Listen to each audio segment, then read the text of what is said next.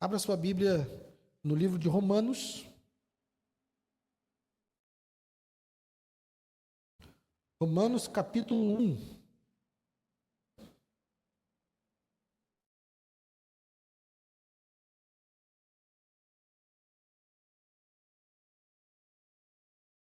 Romanos capítulo 1. Vamos ler a partir do verso 18. Texto bastante conhecido, que provavelmente eu já preguei em outras ocasiões.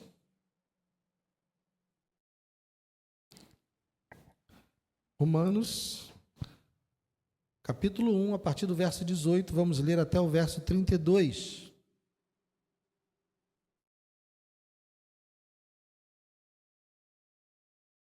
Diz assim: a ira de Deus se revela do céu contra toda impiedade e injustiça dos seres humanos, que por meio da sua injustiça suprimem a verdade.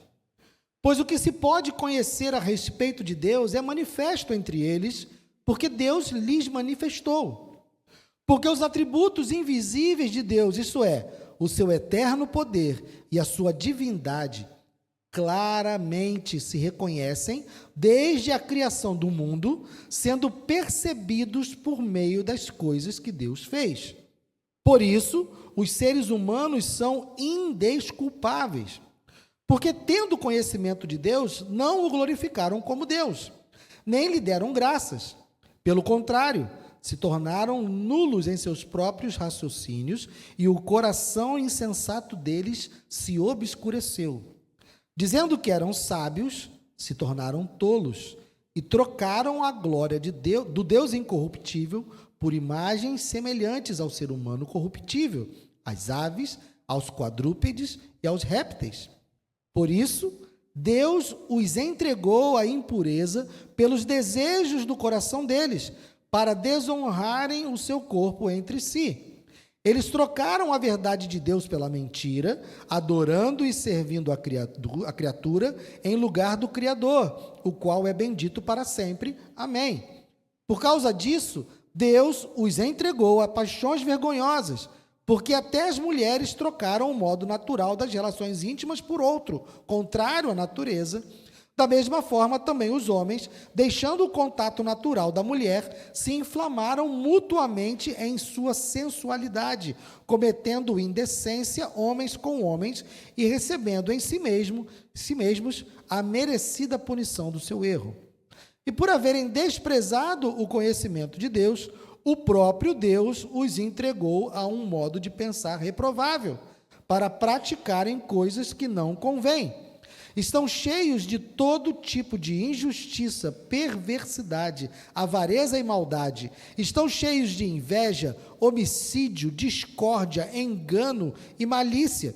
São difamadores, caluniadores, inimigos de Deus, insolentes, arrogantes, orgulhosos, inventores de males, desobedientes aos pais, insensatos, desleais, sem afeição natural e sem misericórdia.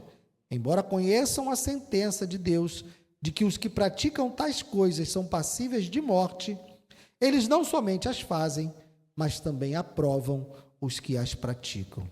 Pai amado, obrigado, Senhor, pela Tua palavra. Fala conosco nessa noite, ó Deus, de maneira clara. Escreve no nosso coração a Tua lei, a Tua palavra, e transforma-nos, Senhor. Não permita que eu seja um instrumento que atrapalhe o Teu mover dessa noite, mas usa-me graciosamente, misericordiosamente.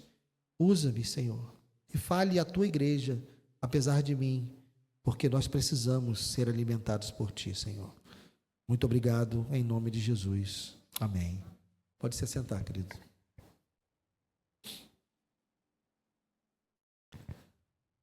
Quem aqui já teve a experiência de ter o carro com um barulho na suspensão, né? Você está andando com o carro e daqui a pouco você está ali. E aquele barulhinho chato que geralmente mulher não se incomoda, né? Mas o homem se incomoda. E você fica... e passa num buraco, aí você vai levar o carro na oficina, leva lá o carro na oficina e o cara suspende o seu carro, e mexe daqui, mexe dali, mexe, E ele bota a mão no queixo e mexe. Barulho é onde? Como é que é o barulho? E ele mexe. Vamos trocar isso, vamos trocar aquilo. Aí troca 5, 6 peças. Você gasta um dinheiro. Aí ele bota o carro no chão e fala assim, dá uma volta aí e fala se melhorou. Aí você dá a volta e está lá o barulho lá de novo. Eu tenho um amigo que ele fala que a melhor solução para barulho de carro é som alto. Você bota o rádio para tocar, que você nunca mais vai se incomodar com barulho. Mas a verdade é que a maioria dos caras que vão consertar o nosso carro, ele fica olhando ali para a suspensão e ele não sabe qual é a causa do barulho, e ele vai por tentativa e erro. Ele, vou trocar essa peça aqui, pode ser essa. Aí troca outra, pode ser essa. Troca outra, pode ser essa. E na relação de causa e sintoma, ele não consegue resolver logo de cara. Ele fica ali naquelas tentativas e quando consegue, consegue porque a gente deu sorte. A mesma coisa é uma enfermidade. Enfermidades se manifestam por meios de sintomas. A febre é uma coisa que é um sintoma. Febre não é doença. Febre é um sintoma. Então, quem já foi pai aqui, eu tinha uma receitinha lá em casa que era, a febre veio, dou um remédio. Passou, beleza, não vou no médico.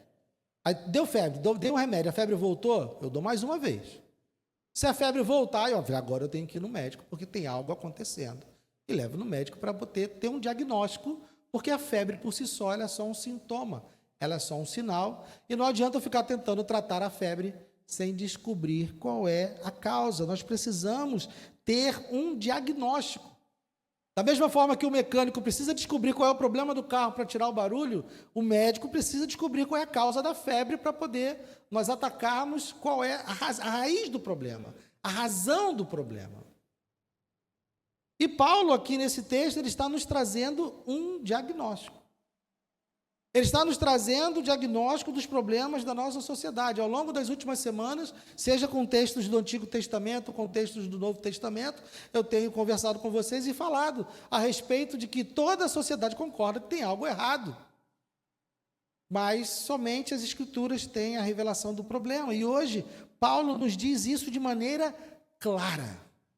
Ele começa o seu texto dizendo qual é o problema que nós temos. Verso 18. A ira de Deus se revela do céu contra toda impiedade e injustiça dos seres humanos que, por meio da sua injustiça, suprimem a verdade.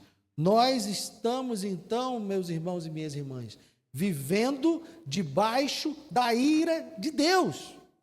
Tudo que você vê acontecendo nesse mundo é por conta do pecado, e o pecado desperta a ira de Deus, porque Deus, ele é santo, Deus, ele é justo, ele não pode permanecer impassível diante do pecado. O pecado é algo que precisa ser punido, o pecado é algo que Deus precisa tratar. Então, a sociedade hoje, toda a humanidade está debaixo da ira de Deus. Mas nós precisamos, então, entender as causas. Estamos debaixo da ira de Deus, por quê? Quais são as causas disso? E aqui nesse versículo, nós já temos uma. Suprimem a verdade. Que verdade? Que Deus é Deus e é glorioso, Ele é o Criador. Porque Deus está dizendo que eles suprimem. Paulo nos diz, pois o que se pode conhecer a respeito de Deus é manifesto entre eles. Porque Deus lhes manifestou. Porque os atributos invisíveis de Deus, isso é, o seu eterno poder e a sua divindade, claramente se reconhecem desde a criação do mundo, sendo percebidos por meio das coisas que Deus fez. Por isso, os seres humanos são indesculpáveis. O que Paulo está dizendo que era impossível ao ser humano olhar para a criação e não chegar à conclusão de que existe um Deus criador. Quem nega a existência de um Deus criador está indo contrário a tudo que está revelado diante de nós. Existe uma corrente de cientistas que se define como o design inteligente. O que seria isso? Ao contemplar a criação por qualquer dos lados, seja com um microscópio analisando os seres unicelulares, seja com um telescópio contemplando o universo mais longínquo, seja estudando biologia, seja estudando física, seja estudando o que for, se nós nos aproximarmos da criação, é impossível nós não constatarmos que existe uma inteligência por trás, que existe um Criador, que alguém planejou todas as coisas. Eu já dei esse testemunho aqui de um primo que foi fazer faculdade de astronomia. Não me perguntem por quê, eu acho que nem ele sabe essa resposta, por que alguém sai de casa para fazer faculdade de astronomia, mas ele foi. E lá na faculdade de astronomia, estudando o universo e tendo aulas de física dificílimas, ele que era ateu, saiu de lá dizendo: Guilherme, olha, eu não sei que Deus é esse. Ele não é cristão ainda, né? Não se converteu. Mas a faculdade de astronomia fez com que ele enxergasse o universo e dissesse: Guilherme, olha, é impossível não ter alguém criando todas as coisas. Porque quando ele foi estudando a formação do universo, de que maneira uma estrela se forma, um planeta se forma, de que maneira as galáxias se aglomeram, tudo isso, ele falou: Guilherme, é impossível. Eu tenho certeza de que existe um Criador. Ele só não reconhece as Escrituras, não conhece Jesus ainda. Mas o que ele viveu é o que Paulo está dizendo. Tudo que é preciso para nós percebermos a existência de Deus já foi manifesto pelo próprio Deus. Aqueles que não reconhecem a existência de Deus são indesculpáveis, eles estão suprimindo a verdade. Eles estão diante de uma verdade clara, que está ali diante dos olhos de qualquer um, e eles ainda se negam. Por isso, essa é uma das razões de estarmos debaixo da ira de Deus. Pessoas que se negam a reconhecer a glória do Criador. E a segunda razão, a segunda causa, é não glorificá-lo. Verso 21. Porque tendo conhecimento de Deus, ou seja, Paulo parte do princípio de que todo mundo conhece a Deus por causa da criação. Eles são indesculpáveis, é impossível você não reconhecer que existe um Criador. Então, eles tendo esse conhecimento, não o glorificaram como Deus, nem lhe deram graças. Pelo contrário, se tornaram nulos em seus próprios raciocínios, e o coração insensato deles se obscureceu. Então, a segunda razão é que não glorificam a Deus. Eles negam a existência de Deus, não glorificam e não dão graças a Deus por ele ser um Deus criador, por ele ser o Deus que sustenta o universo e todas as coisas. E a terceira razão, verso 23, e trocaram a glória do Deus incorruptível por imagens semelhantes ao ser humano corruptível, às aves, aos quadrúpedes e aos répteis. Eles, além de não adorarem a Deus, além de não reconhecerem a sua existência e a sua criação, eles se voltam para adorar imagens semelhantes a eles mesmos ou semelhantes a animais. Eles trocaram a adoração ao Criador e passaram a adorar as coisas criadas. Então, essas são as três razões que Paulo apresenta para que nós estejamos vivendo hoje debaixo da ira de Deus. Essas são as causas. Nós não adoramos a Deus como ele deve ser adorado. Nós não reconhecemos a Deus como ele deve ser reconhecido. E isso traz sobre nós a ira de Deus. Então, quais são os sintomas dessa ira? De que maneira a ira de Deus se manifesta a nós? Aqui Paulo usa uma expressão que se repete 3 vezes. Deus os entregou. Verso 24. Por isso, por eles negarem a Deus e por eles adorarem as imagens, por eles adorarem a criação ao invés do Criador, por isso Deus os entregou à impureza pelos desejos do coração deles para desonrarem o seu corpo entre si. Versos 26 e 27.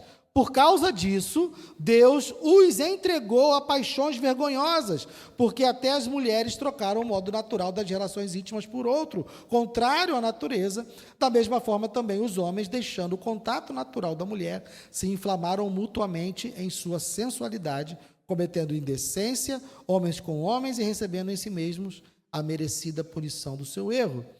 Verso 28. E por haverem desprezado o conhecimento de Deus, o próprio Deus os entregou a um modo de pensar reprovável para praticarem coisas que não convêm. E essas coisas estão descritas aqui a partir do verso 29. Então vejam, meus irmãos, que o que nós temos na sociedade hoje, o que nós vivemos de problema na sociedade hoje, são sintomas de estarmos debaixo da ira de Deus por conta dos nossos pecados. E a ira de Deus se manifesta justamente assim: Deus entregando a humanidade aos seus próprios desejos, entregando a humanidade à impureza, entregando a humanidade a paixões vergonhosas e entregando a humanidade a um modo de pensar reprovável. Aqui, especificamente na sociedade romana, Paulo trata de uma maneira mais enfática da questão da homossexualidade. Porque nós temos a tendência de achar que hoje estamos tendo um surto de homossexualidade. Parece que hoje a homossexualidade está dominando o mundo. Não, gente. No mundo greco-romano era pior. Era muito mais presente do que nós temos hoje. Isso quer dizer que o que nós estamos vivendo hoje pode ficar pior.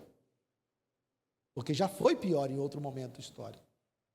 E Paulo usa esses exemplos que são vivos na cultura romana para poder chamar a atenção e dizer que a maneira que nós escolhemos para viver como sociedade é uma maneira completamente reprovável, mas isso é simplesmente porque Deus nos entregou. Ele falou: vocês querem viver assim? Então vivam. Vocês estão entregues. Deus simplesmente nos deixou. Ele vai e faz: olha, vocês querem viver dessa forma, então vivam dessa forma. Tudo que nós temos na nossa sociedade hoje é justamente nós entregues aos nossos próprios desejos, entregues à nossa própria maneira reprovável de pensar. E para que não se fique, achando que pelo fato de nós termos mais versículos falando da questão da homossexualidade, que nós sejamos levados a pensar que o maior problema da sociedade seja a homossexualidade, nós temos uma lista linda, vinda aqui a partir do verso 29, que eu acredito que afeta a nossa vida tão ou mais do que a homossexualidade. Versos 29. Estão cheios de todo tipo de injustiça, perversidade, avareza e maldade. Estão cheios de inveja, homicídio, discórdia, engano e malícia. São difamadores, caluniadores, inimigos de Deus, insolentes, arrogantes, orgulhosos, inventores de males, desobedientes aos pais, insensatos, desleais, sem afeição natural e sem misericórdia. Embora conheçam a sentença de Deus de que os que praticam tais coisas são passíveis de morte, eles não somente as fazem, mas também aprovam o que as praticam. É possível uma sociedade onde homens e mulheres estão completamente entregues por Deus a esse tipo de comportamento ser uma sociedade pacífica? Não. É possível, dentro de uma sociedade que vive entregue a essas paixões, a essas impurezas e a esse pensamento reprovável, é possível haver paz? Não. É possível haver verdadeira felicidade? Não. Não é. Por isso o mundo está em convulsões. Por isso tanta dor, por isso tanto choro. E nós estivemos aqui ontem no evento do Setembro Amarelo, falando sobre as questões de suicídio, de ansiedade, de tantos transtornos que nos acometem. E eu falava que é impossível. Qualquer um de nós que esteja hoje caminhando sem nenhum transtorno é um milagre. Porque viver numa sociedade que é descrita aqui por Paulo, é uma sociedade que produz transtornos. É uma sociedade que produz depressão, que produz ansiedade, que produz todo tipo de transtorno. Porque é impossível nós vivermos numa sociedade que está cheio dessas coisas e nós botarmos a nossa cabeça no travesseiro e dormirmos tranquilos. Ou pior, acordar no dia seguinte, talvez 4h30 da manhã, sair para trabalhar, ganhar o seu sustento, num mundo como esse. Então, meu irmão e minha irmã, todos os problemas que nós vivemos nesse mundo são resultantes do fato de que Deus manifestou a sua ira contra o pecado, entregando os homens e as mulheres aos seus próprios desejos. Então, a culpa de tudo isso é nossa. A gente gosta muito de colocar a culpa no diabo. O diabo é o nosso adversário? É. Ele quer a nossa destruição? Sim. Ele quer ir contra tudo aquilo que Deus ama? Claro. Mas nós somos os agentes nesse mundo. Nós. Ele não tem como agir. Ele não tem como realizar absolutamente nada. Por isso que ele vai ao Éden assediar Adão e Eva. Porque ele por si só não tinha poder para fazer nada. Quem tinha a faca e o queijo na mão? Adão e Eva. Se eles não tivessem dado ouvido à serpente, nós estaríamos vivendo num mundo sem nada disso. A culpa não é do diabo. A culpa é nossa. E desde sempre é nossa. Somos nós que estamos fazendo o mundo ser o que ele é. E é dessa forma que Deus manifesta a sua ira. Então veja, nós temos os sintomas. Essas impurezas, esse modo de viver reprovável, essas paixões vergonhosas são sintomas. Mas até mesmo a igreja hoje está perdendo muito tempo tentando lidar com o quê? Com os sintomas. Nós estamos gastando energia, fôlego, saliva para combater os sintomas. Nós queremos que o mundo seja santo. Nós queremos que as pessoas vivam de acordo com a palavra de Deus. Nós queremos que as pessoas simplesmente abandonem os seus pecados. Mas isso são os sintomas. Nós precisamos nos voltar para as causas.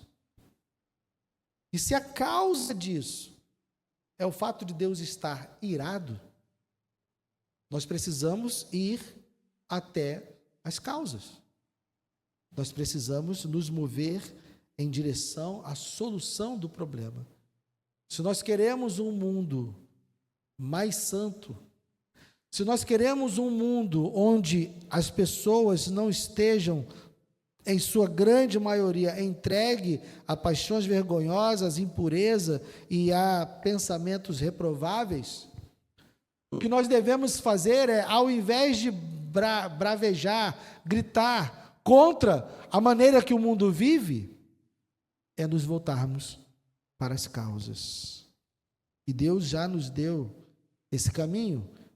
Evangelho de João, eu poderia ter escolhido vários outros versículos, mas eu escolhi esse. João 3:16-18.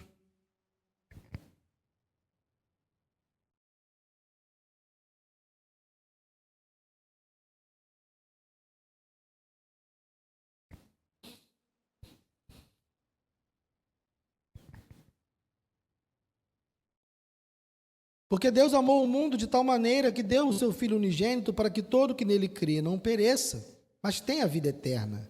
Porque Deus enviou o seu Filho ao mundo não para que condenasse o mundo, mas para que o mundo fosse salvo por ele. Quem nele crê não é condenado, mas o que não crê já está condenado, porque não crê no nome do unigênito Filho de Deus. Como nós vimos, a humanidade já está debaixo da ira de Deus. A humanidade já está condenada por Deus. e vive, e sofre, e colhe as consequências da sua condenação.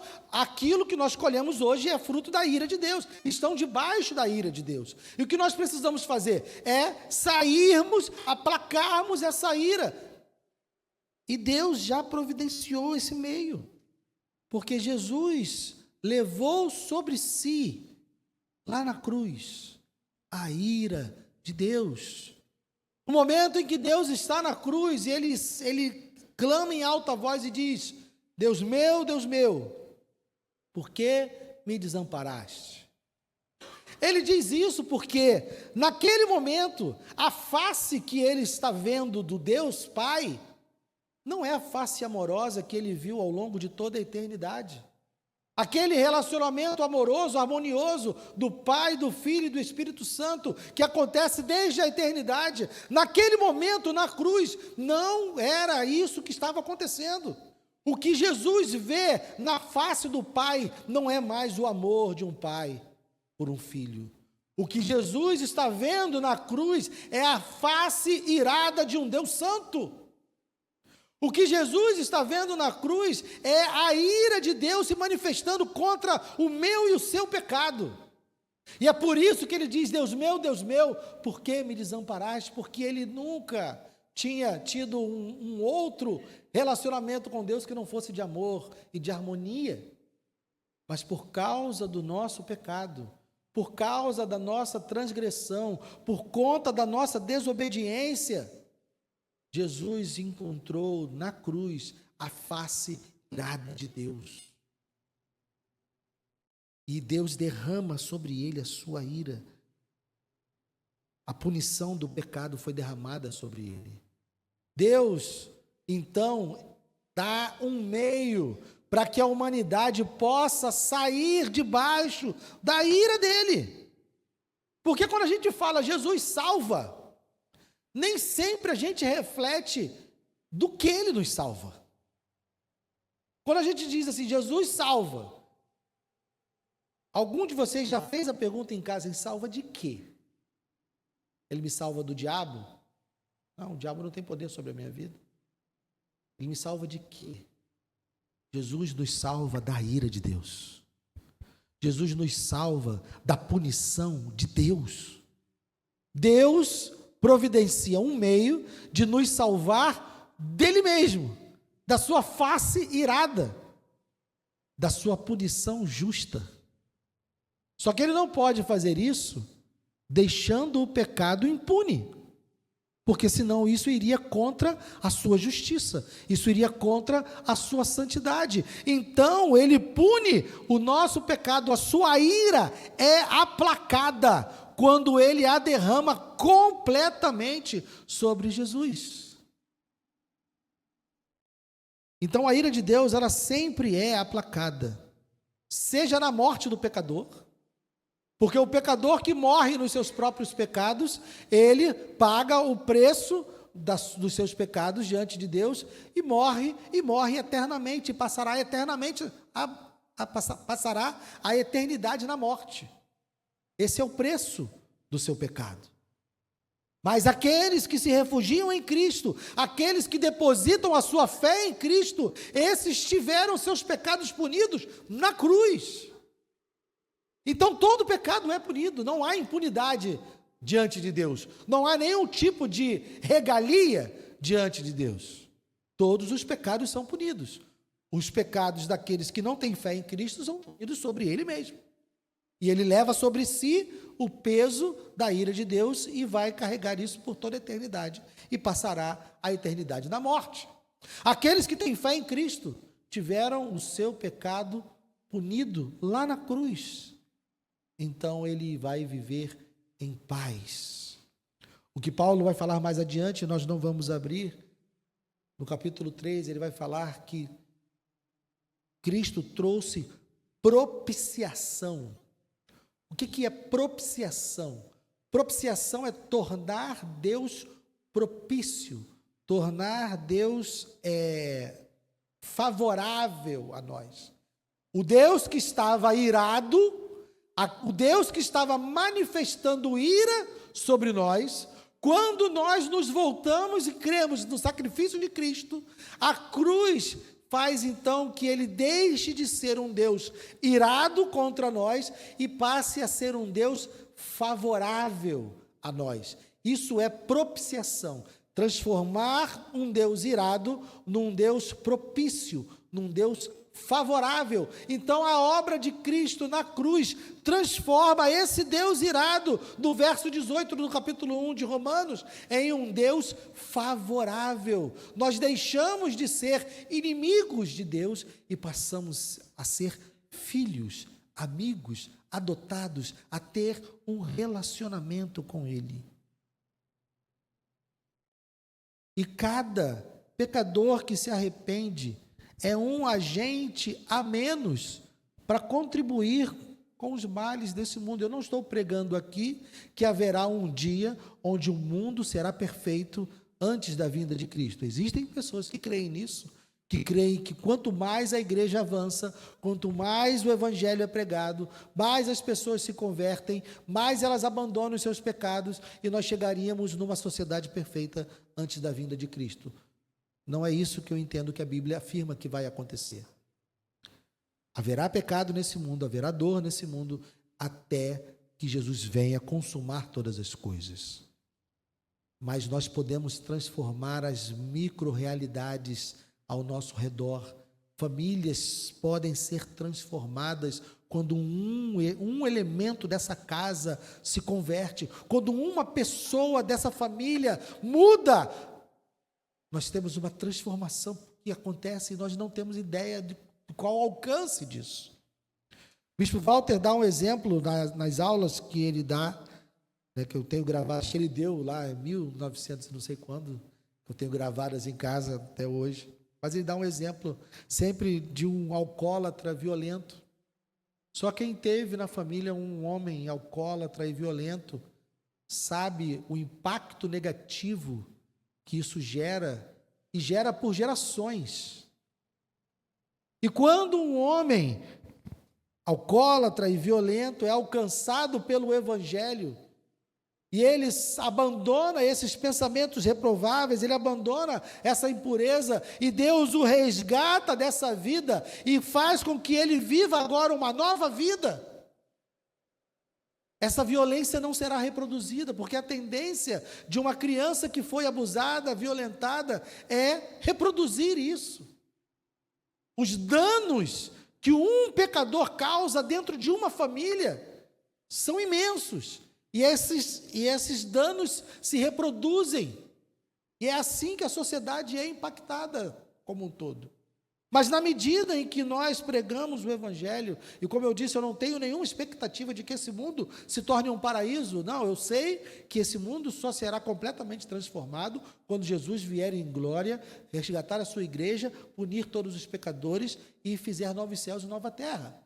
Mas enquanto isso, nós devemos estar pregando o Evangelho na expectativa de que a casa do meu vizinho, que a família do meu vizinho experimente redenção, experimente propiciação, e eu possa ver na casa do meu vizinho, eu possa ver na casa do meu parente, na casa do meu irmão, na casa do meu pai, na casa dos meus amigos, eu possa ver a ira de Deus sendo aplacada naquela casa, eu possa ver a ira de Deus sendo transformada em favor de Deus naquela casa, e eu possa ver então seus filhos sendo transformados por causa disso, e ver o impacto de Deus, e ver Deus sendo glorificado, porque nós estamos atacando as causas.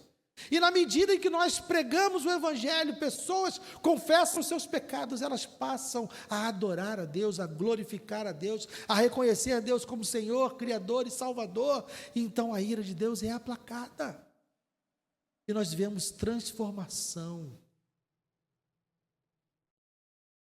Então nós precisamos ter uma santa expectativa daquilo que nós estamos fazendo nesse mundo.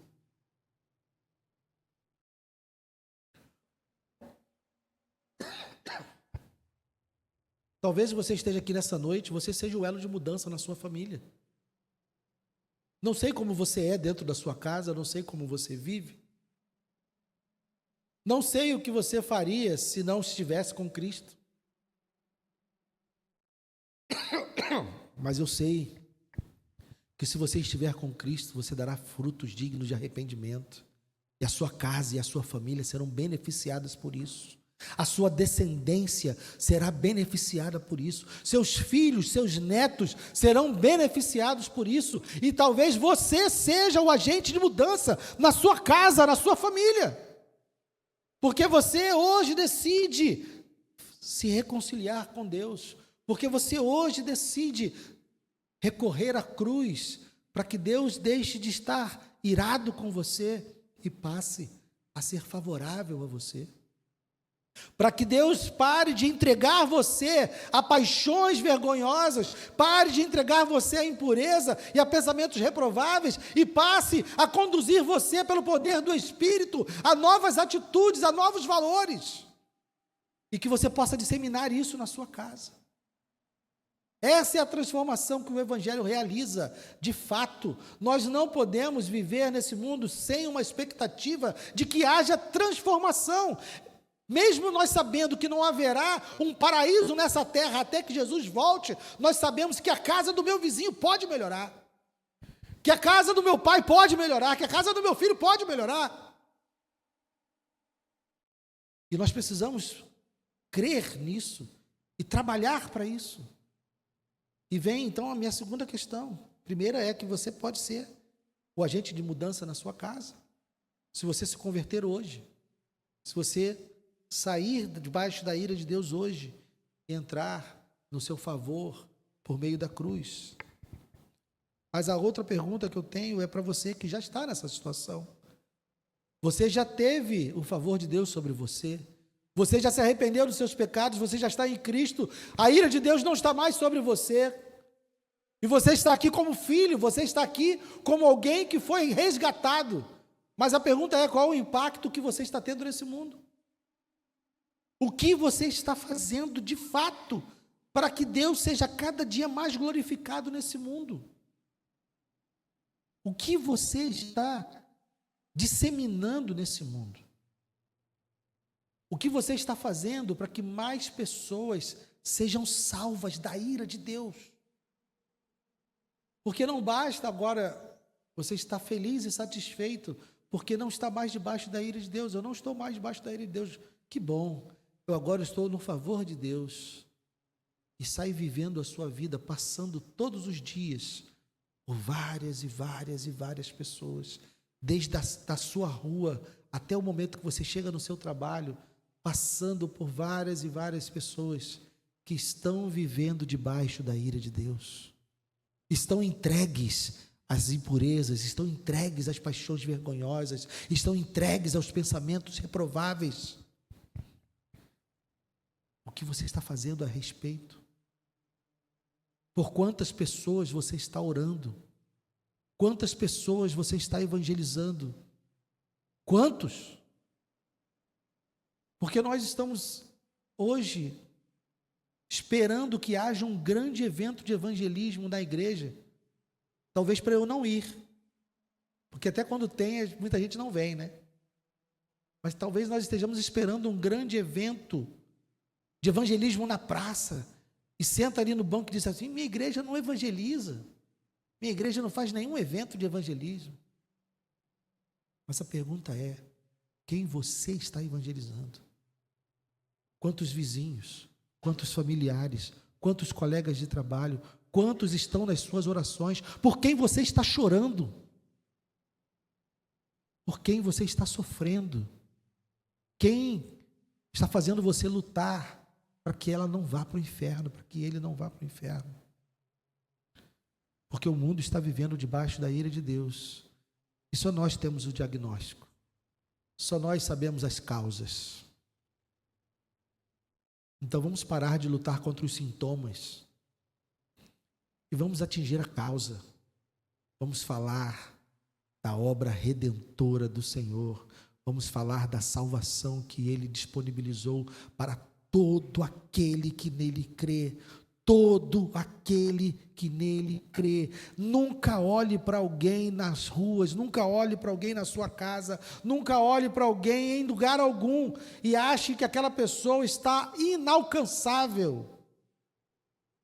Todo aquele que nele crê será salvo. Esse é o único diferencial. Não há outro. Então pregue, ore, chore, clame, mas não se conforme em ver a casa do seu vizinho debaixo da ira de Deus, a casa dos seus familiares debaixo da ira de Deus, a casa dos seus colegas de trabalho debaixo da ira de Deus. Porque, como lemos aqui, viver debaixo da ira de Deus é sofrimento. Amém? Vamos ficar de pé.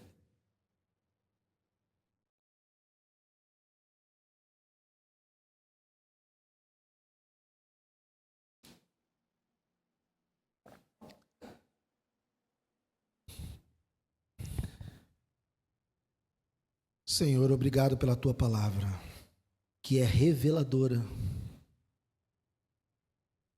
Porque nós nunca saberíamos qual o problema desse mundo se o Senhor não nos contasse. Nós estaríamos como aquele mecânico tentando trocar peças para acabar com o barulho do carro, torcendo para acertar em algum momento, mas tateando no escuro. Estaríamos como um pai e uma mãe que simplesmente tratam uma febre sem buscar aquilo que realmente causa a febre e que no final pode causar até a morte. Obrigado por não nos deixar assim e nos dar um diagnóstico preciso, exato, de onde nós precisamos voltar. De que maneira nós devemos tratar. Senhor, faz de nós proclamadores da tua redenção. Faz de nós proclamadores da tua salvação. Porque o mundo está vivendo embaixo da tua ira, Senhor. E é justo que isso seja assim. Porque realmente eles estão suprimindo a verdade, realmente eles não estão glorificando o seu nome. Isso é verdade, o Senhor é digno de ser louvado, digno de ser adorado, e todo aquele que não faz isso é passível de punição. Mas essa não é a única verdade a seu respeito. Aleluias. Essa não é a única verdade a seu respeito. A outra verdade a seu respeito é que o Senhor providenciou um meio para que esses homens e mulheres que hoje vivem debaixo da sua ira possam ser salvos da sua ira. O Senhor enviou o seu Filho, que viveu uma vida santa, justa, reta e perfeita, mas que levou sobre si a punição do nosso pecado.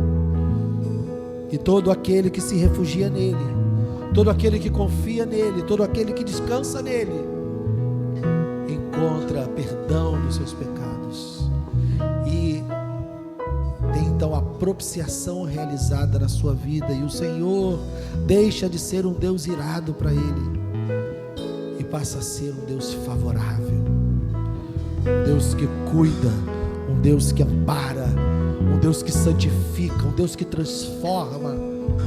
Aleluias. Então, ó Deus, que nós estejamos verdadeiramente imbuídos de proclamar essa verdade, de proclamar esse diagnóstico, ao invés de ficarmos nas nossas casas resmungando contra os sintomas do pecado, resmungando contra os sintomas que vemos na sociedade, da maneira de viver, e digitando lá nas redes sociais, condenando isso ou aquilo, essa ou aquela pessoa. Que nós possamos estar de fato trabalhando para que a tua ira se afaste da casa do meu vizinho, da casa do meu parente, da casa do meu familiar. Que a tua ira se afaste da casa do meu colega de trabalho, porque eles vão reconhecer que o Senhor é Deus, porque eles vão confessar os seus pecados, porque eles vão conhecer o Evangelho, e a tua ira será aplacada também sobre a vida deles. eu poderei ver cada dia mais casas sendo livres da tua ira. Ajuda-nos, Senhor, a fazer isso. Enche o nosso coração do teu amor, que ele arda no nosso peito e que haja em nós um desejo verdadeiro de levar a salvação àqueles que estão perdidos, de alcançar aqueles que estão hoje mortos em seus delitos e pecados, mas que podem ser vivificados pelo teu poder esse que nós conhecemos bem. Ajuda-nos, Senhor, ajuda-nos. Agora, Deus, te peço que essa palavra fique guardada no nosso coração e que nada a remova, que ao acordarmos amanhã pela manhã, teu Espírito nos lembre que temos algo a fazer, temos algo muito importante a fazer, que é para além do meu trabalho, que é para além do meu ganha-pão, que é para além das relações que eu preservo hoje. É um trabalho de proclamação, para que mais e mais pessoas sejam salvas da tua ira. Obrigado, Senhor, em nome de Jesus. Amém.